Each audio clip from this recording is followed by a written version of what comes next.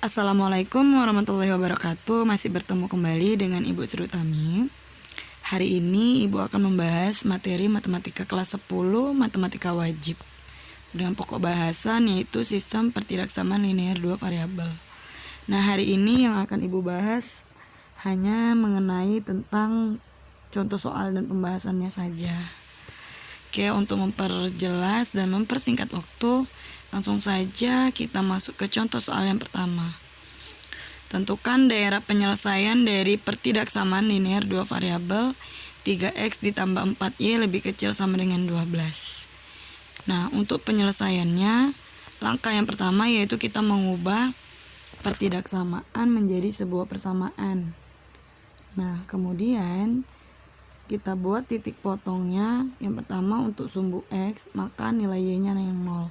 Di sini Ibu jabarkan biar anak-anak paham ya, karena kemarin langsung Ibu buat dalam bentuk tabel.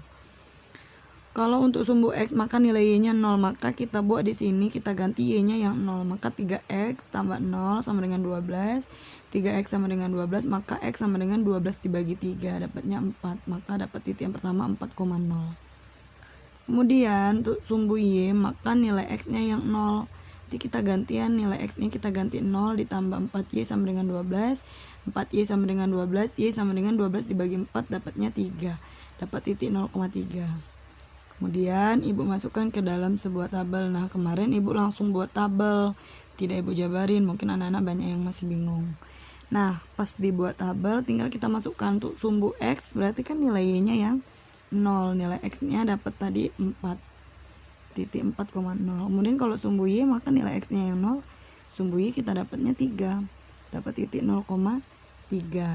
Kemudian setelah kita mendapatkan titik potong, kita tinggal menggambar grafik penyelesaiannya untuk menunjukkan DHP-nya nanti.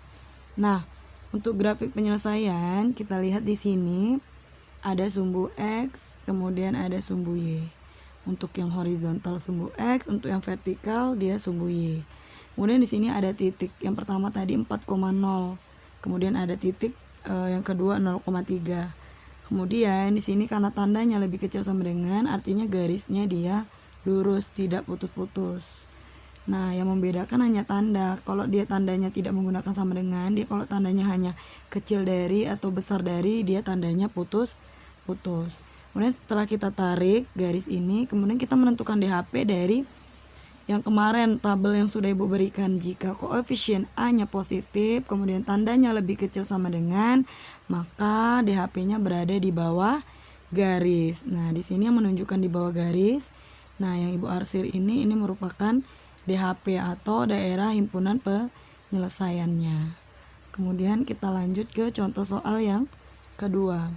Contoh soal yang kedua, tentukan daerah penyelesaian dari pertidaksamaan linear dua variabel. Nah, dia masih satu buah pertidaksamaan ya. Nah, sama seperti sebelumnya, kita selesaikan dulu dengan cara mengubahnya menjadi sebuah sama dengan. Kemudian kita mencari titik potongnya. Untuk titik potong sumbu X maka nilai Y-nya yang 0 kita ganti 3X ditambah 0 sama dengan 6. 3X sama dengan 6, X sama dengan 6 dibagi 3, 2. Dapat titik 2,0. Kemudian untuk sumbu Y gimana? Untuk sumbu Y sama, maka nilai X-nya yang 0. 0 ditambah 2Y sama dengan 6, 2Y sama dengan 6. Y 6 dibagi 2 dapatnya 3, dapat titik 0,3. Kemudian di sini kita buat tabel. Nah, tabel. Nah, untuk X, sumbu X maka Y-nya yang 0, nilai X-nya 2. Untuk sumbu Y maka X-nya yang 0, Y-nya 3. Kemudian sama seperti soal sebelumnya, kita menggambarkan sebuah grafik untuk menentukan DHP-nya. Nah, grafik di sini lihat. Yang vertikal tadi, yang vertikal sumbu Y, yang horizontal sumbu X. Sini ada titik yang pertama 2,0, titik yang kedua 0,3. Kemudian di sini garisnya putus karena dia tandanya lebih besar aja, tidak pakai sama dengan, putus-putus. Kemudian kita menentukan DHP-nya dari tabel itu juga. Nilai koefisiennya positif, tandanya lebih besar, maka dia garis yang diarsir di atas garis, sehingga yang diarsir nih. Kemudian Ibu tunjuk di sini dia merupakan DHP atau daerah himpunan penyelesaian. Kemudian selanjutnya contoh soal yang ketiga. Tentukan daerah penyelesaian dari sistem pertidaksamaan dua variabel. Nah, sistem pertidaksamaan. Dari kalimat sistem berarti kita sudah tahu bahwa di soal itu akan ada lebih dari satu buah pertidaksamaan nih, ada lebih kan dari satu. Nah, sama seperti sebelumnya, hanya saja kita pakai mencari titik potong tuh satu-satu dulu. Yang pertama kita pakai untuk titik potong yang pertama ya, pertidaksamaan pertama kita ubah menjadi sama dengan, kemudian titik potongnya untuk sumbu X maka nilai Y-nya 0, 4X tambah 0 sama dengan 24, 4X sama dengan 24, X 24 dibagi 4 dapatnya 6, titiknya 6,0. Kemudian untuk sumbu Y maka X-nya yang 0, X-nya 0 tambah 3Y sama dengan 24, 3Y sama dengan 24, Y sama dengan 24 bagi 3 dapatnya 8, titiknya 0,8. Kemudian kita buatkan tabelnya. Nah, untuk sumbu X maka Y-nya 0, titik X-nya 6, sumbu Y X-nya yang 0, Y-nya tadi dapatnya 8, titiknya 6,0 dan 0,8. Ini untuk garis yang pertama. Nah, ini untuk garis yang pertama, untuk yang pertidaksamaan yang pertama. Nah, selanjutnya karena dia di sini ada lebih dari satu pertidaksamaan, kita buat juga pertidaksamaan yang selanjutnya, yang kedua. Kita ubah dulu menjadi sebuah persamaan, kita cari juga titik potongnya. Untuk sumbu X maka nilai Y-nya yang 0. Berarti X ditambah 0 sama dengan 10, X sama dengan 10, titik yang pertama. Kemudian untuk sumbu Y maka nilai X-nya yang 0, 0 ditambah 2Y sama dengan 10, 2Y sama dengan 10, Y 10 dibagi 2 sama dengan 5. Dapatlah titik 0,5, sehingga dimasukkan ke dalam tabel. Jadinya seperti ini. Untuk sumbu X maka Y-nya 0, nilai X-nya 10. Untuk sumbu Y nilai X-nya yang 0, Y-nya 5. Dapatlah titik 10,0 dan 0,5.